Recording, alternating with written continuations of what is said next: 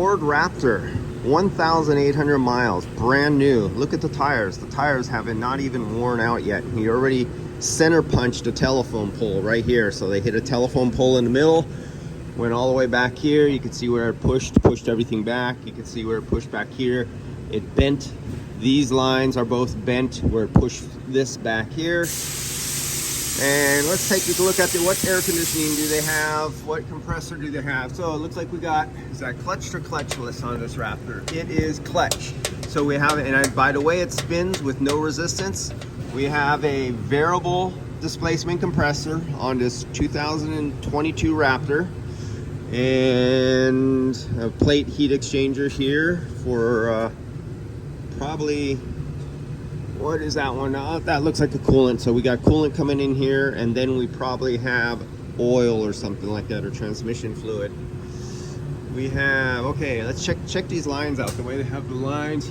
Look at that big ass thick line right there. So that'll be a heat exchanger. This is my first 2022 Raptor. That's one good thing. I get to work on all the newest cars. 1,800 miles, and it's already an accent. So this will be, by the size of it, I already could tell this is an internal heat exchanger right here. So let's go up above. I gotta climb. And they make the high pressure switch nice and convenient. The back probe, in case it ever has problems. That's nice of them not to bury it on us. Look at this little itty bitty muffler. And so that's the suction line. This one is the suction line. The compressor is in this direction. So it's going that way. We cannot see it too good. Here you can see the top of the compressor. You see that compressor down there? Let me see it right there. I'm zoomed on to it. Can you see the sticker down there? That is the suction line, is way, there we go. There's the suction line in the back there. We can see it's fuzzy. And there's the discharge line. Let me zoom back out. But it makes this funky curve. Check this out. So this is the suction line that I'm grabbing. It goes down below the radiator. It makes a 180-degree bend and turn with rubber hose, and it comes back up to right here. So you have the suction line right here. Then it starts going to enter that heat exchanger. The heat exchanger they have covered, it's right there, and the liquid line is underneath. You can't see it. Let's see if I can touch it.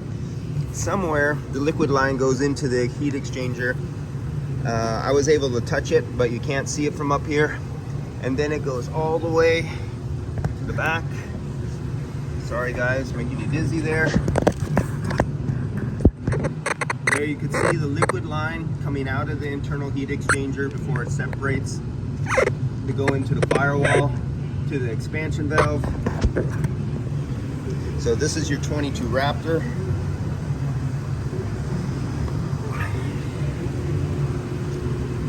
And YF refrigerant. Yeah, definitely not your everyday suspension on here. It could pass every other truck on in production except for a gas station. All right, so that's what we have for a 22 Raptor. What we don't get to see for a few years. Most of you guys will never see one of these for probably 4 or 5 years before you have them rolling into your shop.